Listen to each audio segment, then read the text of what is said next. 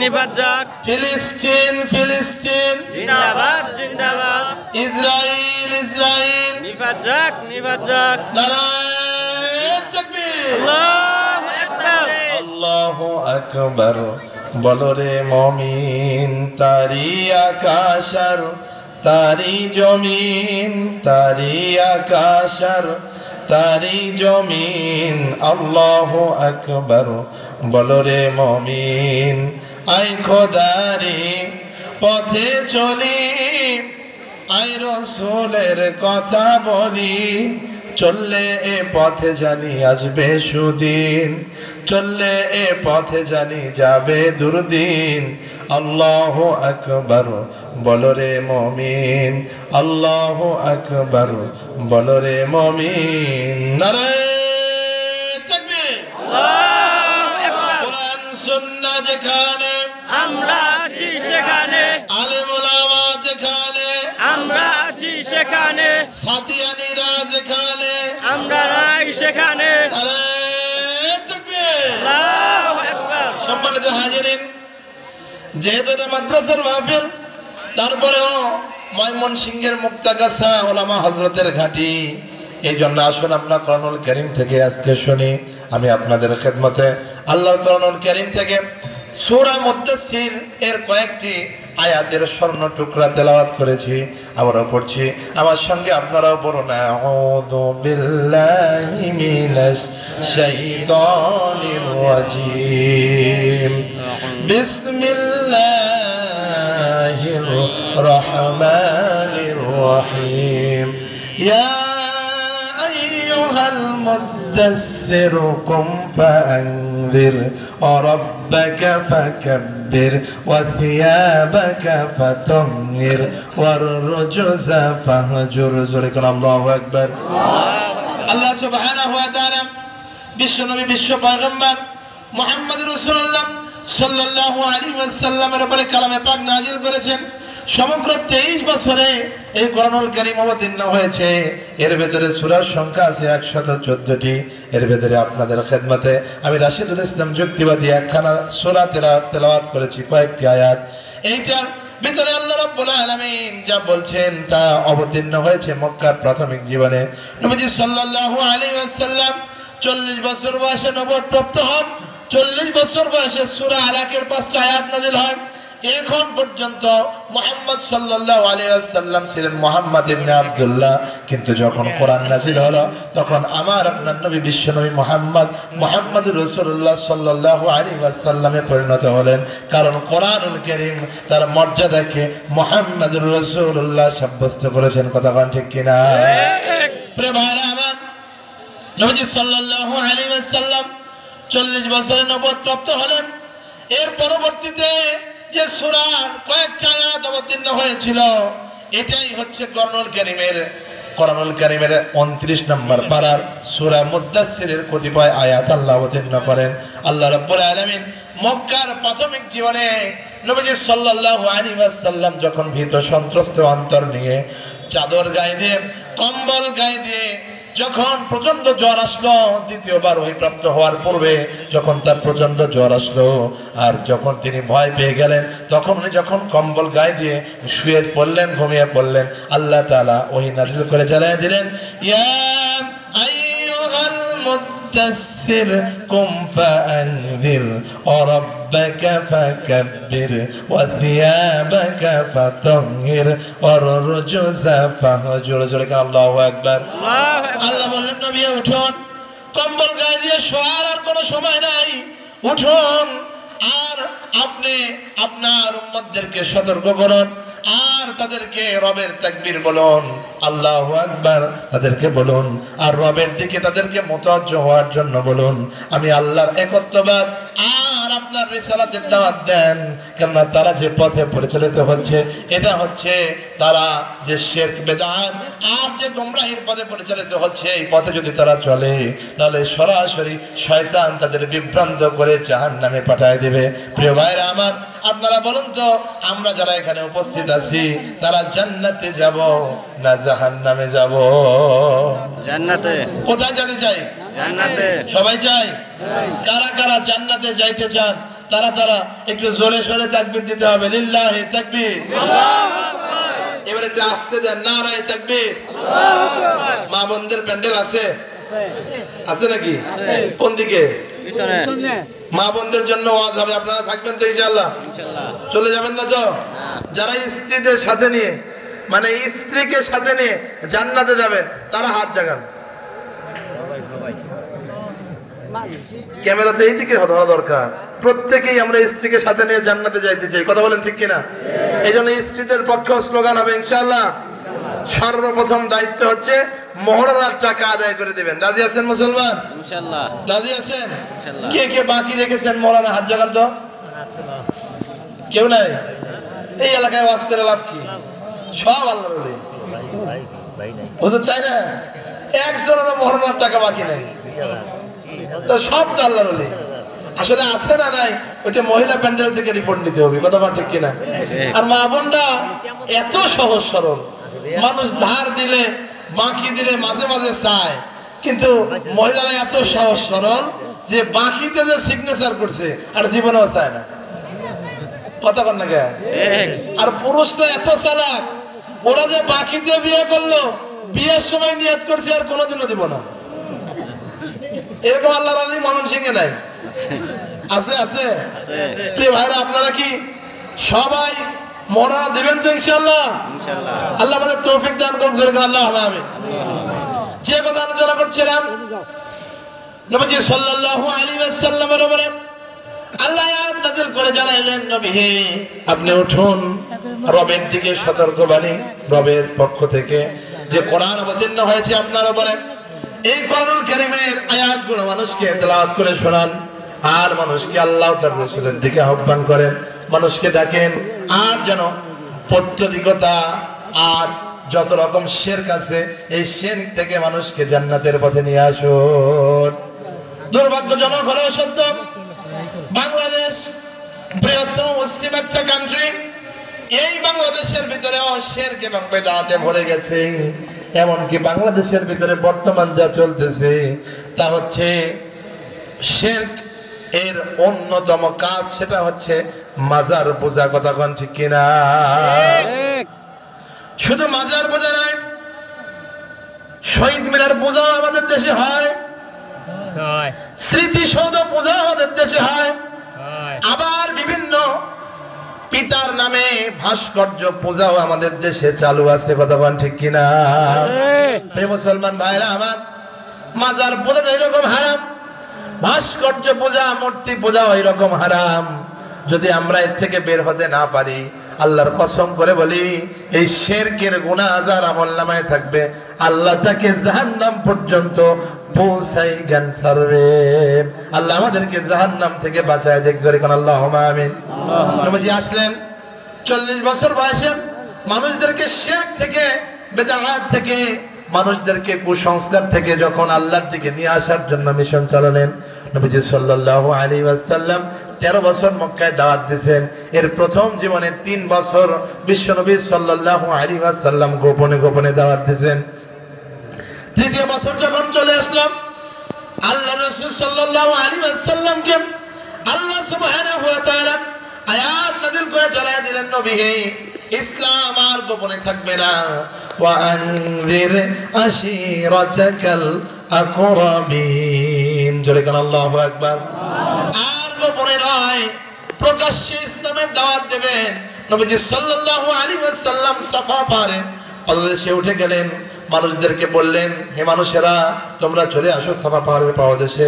ওই সময়তে এরকম মাইক ছিল না। মানুষ যখন সাফা পাহাড়ের পাদদেশে আসলেন, নবীজি সাল্লাল্লাহু আলাইহি ওয়াসাল্লাম বললেন, আমি তোমাদের কাছে কেমন মানুষ? ওনারা বললেন যে আপনি হচ্ছে আল আমিন, বিশ্বাসী, আপনার সত্যবাদী, আজ পর্যন্ত একটি মিথ্যা কথা আপনি বলেন নাই, সুতরাং আপনি যা বলবেন সব সত্য কথা বলবেন। নবীজি বললেন, আমি যদি বলি এই পাহাড়ের ওপারে একদল দুর্দর্শ ডাকাত সৈন্য অস্ত্র শস্ত্র সজ্জিত তোমাদেরকে এক আক্রমণ করার জন্য তারা এই জায়গায় আসতেছে, তোমরা কি বিশ্বাস করবে? কয় হ্যাঁ বিশ্বাস করব। নবীজি বললেন, তাহলে তোমরা শুনে রাখো, ওই দুর্দর্শ শত্রুর চাইতে অনেক কঠিন শক্তিশালী শত্রু জাহান্নামের 19 জন ফেরেশতা, জাহান্নামের প্রধান 19 জন ফেরেশতা, জাহান্নামের ফেরেশতারা তোমাদেরকে অ্যাটাক করে অস্ত্র শস্ত্র দিয়ে জাহান্নামের ভিতরে নিক্ষেপ করবে যদি না তোমরা পড়ে নাও লা ইলাহা ইল্লাল্লাহু মুহাম্মাদুর রাসূলুল্লাহ। একটু পড়েন না, লা ইলাহা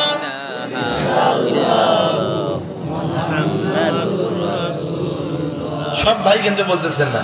আমার মনে হয় পিছনে কিছু কিছু ভাই আছেন তারা নিয়ত করে আসছে, গিন্নি প্রতিশ্রুতি নিছে যে হুজুর যত কথা বলে বলো, মুখ খুলবে না। এরকম মানুষ আছে নাকি পিছনে? না। একটু জোরে সোরে কালেমা বলা যাবে? বলেন না, লা ইলাহা ইল্লাল্লাহু মুহাম্মাদুর রাসূলুল্লাহ। এই কালেমা যে ব্যক্তি একবার পড়বে, আরশের একটা খুঁটি আছে, এই খুঁটি তখন নড়তে থাকে, খুঁটি তখন নড়তে থাকে। আল্লাহ সুবহানাহু ওয়া তাআলা খুঁটিকে বলেন, খুঁটি রে তুমি থেমে যাও, তুমি নড়াচড়া করলে আরশ তো একদম ধ্বংস হয়ে যাবে। খুঁটি তখন বলতে থাকে, রব্বে করিম আমি কিভাবে থামবো, অথচ জমিনের ভিতরে তোমার এক বান্দা এই কালেমা পড়েছে, এখন পর্যন্ত তার গুনাহকে মাফ করা হয় নাই।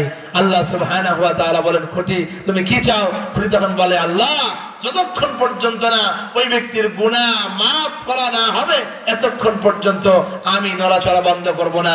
আল্লাহ তখন বলেন, ঠিক আছে খুঁটি তুমি সাক্ষী থাকো, আমি তার জিন্দেগির সব গুনাহ মাফ করে দিয়েছি। জোরে কথা সুবহানাল্লাহ। কত বড় কালেমা! মুসা আলাইহিস সালাম বলছে, আল্লাহ আমাকে এমন একটা বাক্য দেন যেটা সবচাইতে উৎকৃষ্ট, সবার চাইতে শ্রেষ্ঠ, অপরে কেউ পড়ে না, এরকম একটা বাক্য দেন। আল্লাহ বললেন, মুসা রে তুমি পড়ো লা ইলাহা ইল্লাল্লাহ। আল্লাহর পয়গম্বর সাইয়েদনা মুসা বলতেছে, আল্লাহ এই কালেমা তো সবাই পড়ে, আমাকে একটা ব্যতিক্রম এক্সেপশনাল কালেমা দান করুন। আল্লাহ রাব্বুল আলামিন বলছেন, মুসা রে তাম পৃথিবীর সমস্ত কিছু যদি এক পাল্লায় উঠায় দেওয়া হয়, আর এই কালেমার পাল্লা যদি আর এক পাল্লায় উঠায় দেওয়া হয়, তাম পৃথিবীর সব কিছুর চাইতে এই কালেমার পাল্লাই আমি আল্লাহ ভারী করে দিব। জোরে কান সুবহানাল্লাহ।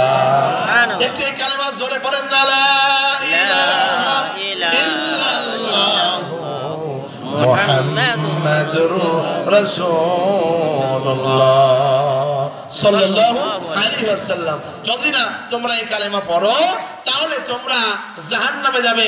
ওই ভিজিবল সৈন্যের চাইতে, ওই দুর্ধর্ষ ডাকাত সৈন্যের চাইতে অনেক শক্তিশালী পাওয়ারফুল সৈন্য জাহান্নাম ফেরেশতারা তোমাদেরকে জাহান্নামে নিক্ষেপ করবে, থ্রো করবে, তোমাদেরকে একদম জাহান্নামের অতল গহ্বরে ফেলে দেবে। সুতরাং তোমরা এটা পড়ে নাও। যখন নবীজি সাল্লাল্লাহু আলাইহি সাল্লাম এই কালেমার দাওয়াত দিলেন, এতক্ষণ পর্যন্ত উনি সত্যবাদী ছিলেন, বিশ্বাসী ছিলেন, আমানতদার ছিলেন, কিন্তু যেই মাত্র কালেমার দাওয়াত দিয়েছে, আবু লাহাব দাঁড়ায় গেছে, বলতেছে, মুহাম্মদ তুমি ধ্বংস হও, তোমার দুই হাত ধ্বংস হোক, তোমার মুখ ধুলায় মলিন হোক। আল্লাহ বলতেছে, আবু জাহাল আমার দোস্ত, মুহাম্মদ রাসূলুল্লাহ ধ্বংস হবে না, বরং তুই ধ্বংস। ধরে কোন সুবহানাল্লাহ। আল্লাহ রাব্বুল আলামিন আবু লাহাবের এই জিনিসগুলো দেখছিলেন। আবু লাহাব পাথর উত্তোলন করলেন শুধুমাত্র কালেমার দাওয়াত দেওয়ার জন্য। আবু লাহাব নবীজি সাল্লাল্লাহু আলাইহি ওয়াসাল্লামকে এই পাথর নিক্ষেপ করলেন, আর পাথরটা নবীজি সাল্লাল্লাহু আলাইহি ওয়াসাল্লাম পর্যন্ত পৌঁছায় গেল। আল্লাহ রাব্বুল আলামিন আবু লাহাবের এই গালিটা সহ্য করতে পারলেন না। तमाम পৃথিবীর সমস্ত কিছুর চাইতে আমার নবী, আপনার নবী মুহাম্মদ রাসূলুল্লাহ সাল্লাল্লাহু আলাইহি ওয়াসাল্লামকে আল্লাহ বেশি ভালোবাসেন, বেশি মহব্বত করেন। আল্লাহ রাব্বুল আলামিন বললেন, আবু লাহাব রে আমার দোস্ত নয়, তাব্বাত ইয়াদা আবি লাহাব ওয়া তাব। জোরে কোন আল্লাহু আকবার। যারা এই সূরা পারেন আমার সাথে একটু বলেন তো, তাব্বাত ইয়াদা আবি লাহাব ওয়া তাব মা আগনা আনহু মালুহু ওয়া মা কাসাব সায়াসলা নারান যাতা লাহাব ওয়া ইমরাআতুহু হাম্মালাতাল হাতাব ফি জিদিহা হাবলুম মিন মাসাদ। আল্লাহু আকবার। আল্লাহ রাব্বুল আলামিন বলছেন, আবু লাহাব ধ্বংস হোক, মুহাম্মদ সাল্লাল্লাহু আলাইহি ওয়াসাল্লাম ধ্বংস হবে না, বরং ধ্বংস হোক আবু লাহাবের দুই হাত, এবং আবু লাহাব নিজেই ধ্বংসপ্রাপ্ত। শেষের তাব্বাত ইয়াদা আবি লাহাব পর্যন্ত বললেই আর আবু লাহাব ধ্বংস হয়ে যেত। কিন্তু শেষের তাব শব্দটা ব্যবহার করার কারণে আল্লাহ রাব্বুল আলামিন বললেন, দুনিয়াবাসী শুনে রাখো, মুহাম্মদ সাল্লাল্লাহু আলাইহি ওয়াসাল্লাম আপনিও শুনে রাখেন, শেষের ওয়াতাব শব্দের দ্বারা দুইটা ক্রিয়া আমি আল্লাহ সুবহানাহু ওয়া তাআলা দিয়েছি। তার মানে আবু লাহাব যে ধ্বংস হবে, ধ্বংস যে হয়ে গেছে তার কনফার্মেশন, একটা গ্যারান্টি শেষের তাব শব্দটা দেওয়ার মাধ্যমে আমি আল্লাহ দিয়ে দিলাম। জোরে কোন সুবহানাল্লাহ। এই জন্য শুনে রাখুন, আবু লাহাবের মতো আজও যারা বিশ্ব নবীর দুশমন আছেন, আজও যারা বিশ্ব নবীর ব্যঙ্গাত্মক কার্টুন নির্মাতা আছে, এদেরকে হুঁশিয়ারি করে দিয়ে আল্লাহ রাব্বুল আলামিন বলছেন, যারা আমার দোস্ত বিশ্ব নবী সাল্লাল্লাহু আলাইহি ওয়াসাল্লামের বিরুদ্ধে চারণ করবে, এদেরকে আবু লাহাবের মতো আমি আল্লাহ মৃত্যুর দরবার পর্যন্ত পৌঁছায় দেব। কথা কোন ঠিক কিনা? আবু লাহাব খুব গর্ব করত আর বলতো, আমার যত ধন সম্পদ আর যে টাকরা নওজওয়ান ছেলে সন্তান আছে, মুহাম্মদ সাল্লাল্লাহু আলাইহি ওয়াসাল্লামের বিরুদ্ধচারণ করতেই থাকবো মৃত্যু পর্যন্ত। আমার সম্পদ আর সন্তান দিয়ে আমি মরে গেলে বিরুদ্ধচারণ হবে। আল্লাহ বলতেছেন, আবু লাহাব রে, তোর সম্পদ আর সন্তান সব কিছুকে আমি আল্লাহ নিষ্ক্রিয় করে দেব, অচল করে দেব, কোনো কিছু তোদের কাজে আসবে না। জোরে সুবহানাল্লাহ। সম্পদ আর সন্তান আল্লাহ না চাইলে কোনো কাজে আসে না। কথা কোন ঠিক কিনা? বাংলাদেশের 24-এর যে স্বাধীনতাটা আসলো, এই স্বাধীনতায় অনেকের টাকা আছে, সম্পদ আছে, মন্ত্রিত্ব আছে, দেশের ভিতরে আর বেরিয়ে হতে পারে না। কথা কোন ঠিক কিনা? কথা কোন নাকি আপনারা? হয়েছে কি হয় নাই? এটার প্রমাণ হচ্ছে সম্পদ আর টাকা পয়সা বাঁচাইতে পারে না, বাঁচানোর মালিক কে? আল্লাহ। জোরে কোন কে? আল্লাহ আমার রব, ওই রবি আমার সব। আল্লাহ আমার রব, ওই রবি আমার সব। বলেন না, আল্লাহ আমার রব, রবি আমার সব। বলেন না ভাই, জোরে জোরে কর। আল্লাহ আমার রব, রবি আমার সব। দিনে দিনে করি আমি তারি অনুভব। আল্লাহ আমার রব, ওই রবি আমার সব। আল্লাহ আমার রব, রবি আমার সব। তোমার দুনিয়াতে আমি যেদিকে তাকাই, অথই নিয়ামতে ডুবে আছি যে সবাই। যেদিকে তাকান সেদিকে আল্লাহর নিয়ামত। সুবহানাল্লাহ। সুবহানাল্লাহ। যে মাটিতে ফসল ফলে অম্ল তিক্ত ঝাল, ওই মাটিরই উপাদান সাদা বেগুনি লাল। একই মাটিতে ফসল ফলে, মরিচ কিন্তু অনেকটা লাল হয়ে যায়, তারপরেও মরিচটা ঝাল। আবার করলা অত্যাধিক তিতো, তারপরেও করলা যখন পেকে লাল হয়ে যায়, করলার বিচিগুলো পাখি ঠোকায় ঠোকায় খায়, এই বিচিগুলো আল্লাহ মিষ্টি করে দেন। কথা কোন ঠিক কিনা? একই পাতিল থেকে খাবার খায়, বাবা বৃদ্ধ হয়ে যায়, আবার ওই পাতিল থেকে খাবার খেয়ে 10 বছরের বালক আস্তে আস্তে টাকরা জোয়ান হয়, শক্তিশালী হয়, ভাতের কোনো ক্ষমতা নাই। ক্ষমতার মালিক জোরে সরে কোন কে? যে গাভীটা 40 লিটার পর্যন্ত দুধ দেয়, ওই গাভীর ওলান আপনি জবাইয়ের পরে সুন্দর করে পর্যবেক্ষণ করুন, পরীক্ষা করুন, ওই গাভীর ওলানে কোনো দুধ পাবেন না। যে কাঁঠাল গাছটা আপনাকে 10টা 20টা অথবা 50টা কাঁঠাল দিচ্ছে, ওই কাঁঠাল গাছের গা আপনি বাটাল দিয়ে ঠোকরাইতে ঠোকরাইতে শেষ পর্যন্ত কেটে ফেলেন, কোনো কাঁঠাল পাবেন না। গাছের ক্ষমতা নাই, গাভীর ক্ষমতা নাই, জমিনের কোনো ক্ষমতা নাই। ক্ষমতার মালিক আল্লাহ। আল্লাহ যাকে ইচ্ছা তাকে ক্ষমতার চেয়ারে বসান, আবার যাকে ইচ্ছা তাকে ক্ষমতার চেয়ারে বসায়া ফেরাউনের মতো আল্লাহ জিল্লতি দেন। কথা কোন ঠিক কিনা? এই জন্য পরিবারের ভিতরে আমরা যারা ক্ষমতাবান, আমাদেরকে আল্লাহ পরিবারের কর্তা বানিয়েছে। পরিবারের ভিতরে আপনার 5 জন সদস্য আছে, আপনি পরিবারের জিম্মাদার। পরিবার সম্পর্কে আপনাকে জিজ্ঞাসাবাদ করা হবে। সারা পৃথিবীর আপনাকে বাচ্চা আল্লাহ দেন নাই, সারা পৃথিবীর জিম্মাদারিও আল্লাহ নেবেন না, কিন্তু আপনার পরিবার, আপনার মেয়ে, আপনার মা, আপনার কন্যা সন্তান যদি বেপরদায় চলে, তাহলে আপনার কিন্তু জবাবদিহিতা দিতে হবে কার কাছে? একজন পুরুষের জন্য 3টা দাবি ফরজ। 1 নম্বর হচ্ছে সর্ব অবস্থায় ইমানের সাথে থাকা। 2 নম্বর হচ্ছে নাভি থেকে হাঁটু পর্যন্ত ঢেকে রাখা। আর 3 নম্বর হচ্ছে অধীনস্থ মহিলাদের পর্দায় রাখা। যদি অধীনস্থ মহিলারা পর্দায় না থাকে, তাহলে আপনার কিন্তু জিম্মাদারি আদায় না হওয়ার কারণে কিয়ামতের ময়দানে হিসাব দিতে হবে। একটু জোরে সরে কোন ঠিক কিনা?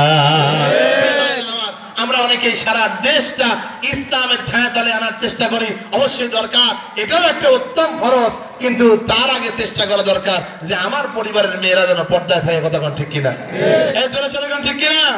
আজকের এই মাহফিল থেকে আমরা কি এই নিয়ত করতে পারি, যারা বিয়ে করেছি অথবা করব অথবা তাদের সন্তান হয়েছে অথবা এখনো হয় নাই হবে, সবাই আমরা আমাদের অধীনস্থ মহিলাদের পর্দায় রাখবো ইনশাআল্লাহ। কারা কারা রাখবেন? দুই হাত তুলে আল্লাহকে দেখেন। লিল্লাহি তাকবীর, আল্লাহু আকবার, নারায়ে তাকবীর, আল্লাহু আকবার, লিল্লাহি তাকবীর, আল্লাহু আকবার। ফিলিস্তিন ফিলিস্তিন জিন্দাবাদ জিন্দাবাদ, ইসরাইল ইসরাইল নারায়ে তাকবীর, আল্লাহু আকবার। ভাইরা আমার, নবী সাল্লাল্লাহু আলাইহি সাল্লাম 3 বছর পর প্রকাশ্যে দাওয়াত দিলেন। যেই মাত্র প্রকাশ্যে দাওয়াত দেয়, কাফেররা ইসলামের উপরে আক্রমণ শুরু করলো। নবী সাল্লাল্লাহু আলাইহি সাল্লামের পরবর্তী 5 বছর, তার মানে 43 থেকে রাসূল আকরাম সাল্লাল্লাহু আলাইহি সাল্লাম পরবর্তী 5 বছর নবী সাল্লাল্লাহু আলাইহি সাল্লামের উপরে যখন আক্রমণ আসলো, এর ভিতরে বিশ্বনবী সাল্লাল্লাহু আলাইহি সাল্লাম সাহাবীদেরকে আবিসিনিয়ায় হিজরতের জন্য পাঠিয়ে দিলেন। আবিসিনিয়ায় হিজরতের পরে নবী সাল্লাল্লাহু আলাইহি ওয়াসাল্লাম সাহাবা আজমাইন রিদওয়ানুল্লাহি তাআলা আলাইহিম আজমাইনকে যখন দেখলেন যে মানুষেরা, বিশ্বনবী সাল্লাল্লাহু আলাইহি সাল্লাম যখন দেখলেন যে কাফেররা মুসলমানদের উপরে আক্রমণ করতেছে, তখন নবী সাল্লাল্লাহু আলাইহি ওয়াসাল্লাম 3 বছর জেল খাটছে। কয় বছর? 3 বছর।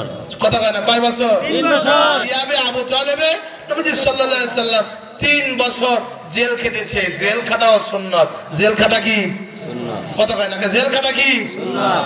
জেল খাটাও সুন্নাত। শুধু মিষ্টি খাওয়া সুন্নাত না, দ্বীনের জন্য আমির হামজার মতো জীবন দেওয়া সুন্নাত। কথা কয় ঠিক কিনা? জোরে বলেন ঠিক কিনা? যদি প্রয়োজন আসে দ্বীনের জন্য জীবন দিতে, কে কে রাজি আছে? তুই হাত তুলে আল্লাহকে দেখায়। প্রিয় মুসলমান ভাইরা আমার, যারা হাত তুলেছেন, আল্লাহ আমাদের শহীদ হওয়ার তৌফিক দান করেন। আল্লাহুম্মা আমিন। যে ব্যক্তির অন্তরের ভিতরে শহীদ হওয়ার কোনো তামান্না নাই, মাম্মাতা ওয়ালাম ইয়াখযু ওয়ালাম ইউহাদ্দিস বিহি নাফসাহু মাতা আলা শুবাতিন মিন নিফাক, যে ব্যক্তির অন্তরে শহীদ হওয়ার মতো দিন কায়েম করার জন্য প্রয়োজনে জীবন দেওয়ার কোনো তামান্নাও নাই, আল্লাহর রাসূল বলেছেন সে ব্যক্তি মুনাফিকের মৃত্যুবরণ করে। কথা কোন ঠিক কিনা? আল্লাহ সুবহানাহু ওয়া তাআলার কাছে এই গভীর রজনীতে আজকে দোয়া করে, আয় মেরে রব আমাদেরকে মুনাফিকি থেকে হেফাজত করেন। নবীজি সাল্লাল্লাহু আলাইহি ওয়াসাল্লাম অন্য হাদিসের ভিতরে বলেন, যে ব্যক্তি এই অবস্থায় মারা গেল, তার অন্তরের ভিতরে শহীদ হওয়ার তামান্না আছে, সে ব্যক্তি যদি বিছানায় পড়েও মারা যায়, তার জিন্দেগির ভিতরে কোনোদিন জিহাদ করার পরিবেশ আসে নাই, ডাক আসে নাই। সমস্ত উলামা হযরত একমত হয়ে বলেন নাই যে মরলে শহীদ হওয়া যাবে। ফিলিস্তিনের জিহাদে ওই জায়গায় জন্ম হয় নাই, বাংলাদেশে জন্ম যাওয়ার খুব প্রবল আগ্রহ আছে, যদি যাওয়ার স্কোপ পেত চলে যেত, কিন্তু পরিবেশ পায় নাই, যাইতে পারে নাই। কিন্তু এই অবস্থায় যদি বিছানায় পড়ে জ্বরেও মারা যায়, আল্লাহর রাসূল সাল্লাল্লাহু আলাইহি ওয়াসাল্লাম বলছেন তামান্না থাকার কারণে ওই ব্যক্তির নামটা আল্লাহ শহীদের কাতারে তালিকাভুক্ত করবেন। জোরে কোন সুবহানাল্লাহ। এই মুসলমান ভাইরা আমার, এই জন্য দ্বীনের জন্য শহীদ হতে হবে। নবী সাল্লাল্লাহু আলাইহি ওয়াসাল্লাম যখন 3 বছর জেল কাটার পর জেল থেকে শিয়াবে আবু তালেব থেকে বের হলেন, নবী সাল্লাল্লাহু আলাইহি ওয়াসাল্লামের উপরে একটু মুসিবত আসলো, আল্লাহর একটু পরীক্ষা আসলো। ওইটা ছিল শোকের বছর। আল্লাহ সুবহানাহু ওয়া তাআলা ডাকে সাড়া দিয়ে আম্মা জান হযরতে খাদিজাতুল কুবরা রাদিয়াল্লাহু তাআলা আনহা মারা গেলেন। হযরতে খাদিজা রাদিয়াল্লাহু তাআলা আনহা যখন আল্লাহর কাছে চলে গেলেন, এরপরে আবু তালেব তার চাচা চলে গেলেন আল্লাহর ডাকে সাড়া দিয়ে। উনিও যখন দুনিয়া থেকে বিদায় নিয়ে চলে গেলেন, আল্লাহ সুবহানাহু ওয়া তাআলা যখন রাসূল আকরাম সাল্লাল্লাহু আলাইহি ওয়াসাল্লামকে এই অবস্থায় রাখলেন, কাফেররা স্কোপ পেয়ে গেল, সুযোগ পেয়ে গেল। নবী সাল্লাল্লাহু আলাইহি ওয়াসাল্লাম যখন দ্বীনের দাওয়াতে যান, আবু তালেব ছিল, কেউ তার গায়ে ওই রকম আঘাত করতে পারে নাই। কিন্তু যেই মাত্র আবু তালেব মারা গেছে, নবী সাল্লাল্লাহু আলাইহি ওয়াসাল্লাম বাজারে গেলে তাকে আঘাত করা হয়, গামছা দিয়ে গলা পেঁচাইয়া নবীজির নিঃশ্বাস বন্ধ করার উপক্রম করা হয়। শুধু তাই নয়, যদি তিনি বাজারে যান, তার গায়ে কাদা নিক্ষেপ করা হয়, ধুলা নিক্ষেপ করা হয়, প্রস্তর নিক্ষেপ করা হয়। এই পরিস্থিতিতে বিশ্বনবী সাল্লাল্লাহু আলাইহি ওয়াসাল্লাম 3 বছর কাটালেন। এরপরে নবীজি সাল্লাল্লাহু আলাইহি ওয়াসাল্লাম যখন মক্কার 13 বছর জিন্দেগি শেষ হয়ে গেল, যখন 13 বছরের জিন্দেগি বিশ্বনবী সাল্লাল্লাহু আলাইহি ওয়াসাল্লামের শেষ হয়ে গেল, তখন এই মক্কার 13 বছর পরে আল্লাহ হুকুম দিলেন, নবী হে, আপনাকে হিজরত করে মদিনায় যেতে হবে। বিশ্বনবী সাল্লাল্লাহু আলাইহি সাল্লাম হিজরত করে মদিনায় চলে গেলেন। 2 বছর পরে আল্লাহ রাব্বুল আলামিন বদরের জিহাদ নবীজি সাল্লাল্লাহু আলাইহি সাল্লামকে করতে দিলেন। বদরের ময়দানে কাফেররা যখন আসলো, কাফেররা যখন বদরের ময়দানে আসলো 1000 সশস্ত্র, আল্লাহ সুবহানাহু ওয়া তাআলা মুসলমানদেরকে একত্রিত হওয়ার কথা বললেন। 313 মুজাহিদ মুসলমানদের পক্ষ থেকে বিপ্লবের জন্য, জীবন দেওয়ার জন্য বদরের প্রান্তরে এসেছে। কথা কোন ঠিক কিনা? আল্লাহ রাব্বুল আলামিন মুসলমানদের এই 313 কে 1000-এর বেশি আল্লাহ ফেরেশতা নাজিল করে বদরের ময়দানে আল্লাহ মুসলমানদের বিজয় দিয়েছিল। কথা কোন ঠিক কিনা? এর 1 বছর পরে উহুদের ময়দানে যুদ্ধ শুরু হয়েছিল। ওরা ছিল সশস্ত্র 3000, মুসলমানরা গিয়েছিল 1000। 300 কাফের আব্দুল্লাহ ইবনে উবাইয়ের নেতৃত্বে 300 কাফের মুনাফিকি করলো। 300 মুনাফিক যখন মুনাফিকি করে যুদ্ধের থেকে বিরত থাকলো, তখন আব্দুল্লাহ ইবনে উবাইয়ের নেতৃত্বে 300 চলে গেল, আর 700 থাকলো। আল্লাহ সুবহানাহু ওয়া তাআলা এই 700-এর মাধ্যমে উহুদের ময়দানেও বিজয় এনেছিলেন। কথা কোন ঠিক কিনা? এই জন্য আমি আমার ভাষায় বলি, যতক্ষণ পর্যন্ত না জিহাদের ময়দানে যাবেন, শুধুমাত্র ব্যালট বাক্সের ভিতরে ভোট দিয়ে ইসলাম কায়েম করা সম্ভব নয়। একটা প্ল্যাটফর্মে থাকতে হবে, একটা হক্কানি সিলসিলায় থাকতে হবে, কথা সত্য, কিন্তু শুধুমাত্র ব্যালটের মাধ্যমে, ভোট দিয়ে ব্যালট যুদ্ধের মাধ্যমে ইসলামের বিজয় হবে না। প্রয়োজনে 24-এর ভিতরে ছাত্ররা যেরকম জীবন দিয়েছে ইসলামের জন্য, আবার যুদ্ধের সুযোগ আসলে জীবন দিয়ে যুদ্ধ করতে হবে। কথা কোন ঠিক কিনা? যদি আর একটা ধাক্কা দিতে পারেন, আল্লাহর কসম করে বলি, মুসলমানরা বিজয় লাভ করবে। কথা কোন ঠিক কিনা? আমার সামনের যে জিহাদটা আসছে, নবীজি সাল্লাল্লাহু আলাইহি ওয়াসাল্লাম বলে গেছেন, গজওয়াতুল হিন্দ, ভারতের সাথে যুদ্ধ হবে মুসলমানদের। কাদের হবে? মুসলমানদের। যুদ্ধ হবে কার সাথে? ভারতের সাথে। এইজন্য আমাদের শয়তানের পরে এই বাংলাদেশের মানুষের প্রধান দুশমন হচ্ছে ভারতের হিন্দুরা। কথা কোন ঠিক কিনা? হিন্দুরা যার বন্ধু হয় তারা দুশমন লাগে না। কথা কোন ঠিক কিনা? প্রিয় ভাইরা আমার, এই জন্য সাবধান থাকতে হবে। বাংলাদেশের যে জামাত, যে দল, যে গোষ্ঠী, এরা ভারত প্রেমী হবে, অবশ্যই বুঝবেন এরা হচ্ছে দেশের দুশমন। কথা কোন ঠিক কিনা? ভারতের সাথে বন্ধুত্ব আছে যার, আমরা নাই তার কাছে। কথা কোন ঠিক কিনা? প্রিয় মুসলমান ভাইরা আমার, গুজরাতুল হিন্দে, হিন্দুস্তানের যে যুদ্ধটা হবে, নবীজি সাল্লাল্লাহু আলাইহি সাল্লাম এর হাদিসের ইশারা থেকে যেটা বোঝা যায়, মুসলমানরা 3 শ্রেণীতে বিভক্ত হবে। একদল হবে মুনাফিক, আর এটা কাফেরদের সঙ্গে যোগ দিবে, আর একদল মুজাহিদ, এই মুসলমানদের রক্ত টাকনো পর্যন্ত হবে, তারপরে যুদ্ধ চালায় যাবে, যেরকমটা চলতেছে ফিলিস্তিনে। কথা কোন ঠিক কিনা? এই জন্য ইসলামের বিজয়ের জন্য প্রয়োজনে 70 বছর ধরে ফিলিস্তিনে যেরকম জীবন দিয়ে যুদ্ধ করতেছে, সামনে যদি ভারতের সাথে যুদ্ধ লাগে, প্রিয় মুসলমান ভাইরা আমার, ময়মনসিংহের মুক্তাগাছা ওলামা হযরতের ঘাঁটি, এই ঘাঁটিতে কি আমরা মুজাহিদ দিতে তৈরি আছি? ইনশাআল্লাহ, ইনশাআল্লাহ। রাজি আছি তো হাত তুলে আল্লাহকে দেখায়। আল্লাহ, নারায়ে তাকবীর, আল্লাহু আকবার, লিল্লাহি তাকবীর, আল্লাহু আকবার। কোরআন সুন্নাহ যেখানে আমরা আছি সেখানে, আলেম ওলামা যেখানে আমরা আছি সেখানে, মসজিদ মাদ্রাসা যেখানে আমরা আছি সেখানে, হক্কানি পীর যেখানে আমরা আছি সেখানে। নারায়ে তাকবীর, আল্লাহু আকবার। সবার শেষে বলে যায়, প্রিয় মুসলমান ভাইরা আমার, নবীদের জিন্দেগিতে বদর, উহুদ, খন্দক নিয়ে মোটামুটি 27টা যুদ্ধ বিশ্বনবী সাল্লাল্লাহু আলাইহি সাল্লাম নিজেই কমান্ডার। কথা কোন ঠিক কিনা? বাকি আরো 56টার বেশি যুদ্ধে নবীজি সাল্লাল্লাহু আলাইহি সাল্লাম সাহাবা আজমাইনকে কমান্ডার করে বাড়ি পাঠিয়েছেন। প্রায় 83টা যুদ্ধ বিশ্বনবী সাল্লাল্লাহু আলাইহি সাল্লামের জিন্দেগিতে হয়েছে। কোন কোন রিওয়ায়েতে তার চেয়ে বেশি পাওয়া যায়। এই জন্য যুদ্ধ প্রয়োজনে যদি আসে করতেই হবে। এটাই হচ্ছে মুসলমানদের মুক্তির পরোয়ানা। কথা কোন ঠিক কিনা? আমরা মুসলমানরা যতক্ষণ পর্যন্ত ঘোড়ার পিঠে ছিলাম, ততক্ষণ পর্যন্ত ইসলামের বিজয় এসেছে। যখন ঘোড়ার পিঠ থেকে নেমে গেছি, অস্ত্র সাথে রাখা সুন্নাত ছেড়ে দিয়েছি, মুসলমানরা মার খাওয়া ধরছে। কথা কোন ঠিক কিনা? শেষে বলে যায়, প্রিয় মুসলমান ভাইরা আমার, সারা পৃথিবীতে 57টা মুসলিম কান্ট্রি 10,000 করে সৈন্য দিলে 5,70,000 সৈন্য হয়। এই 5,70,000 সৈন্য নারায়ে তাকবীর, আল্লাহু আকবার বলে আওয়াজ দিলে ইসরায়েলের ক্ষমতা নাই ফিলিস্তিনের উপরে বোমা মারে। কথা কোন ঠিক কিনা?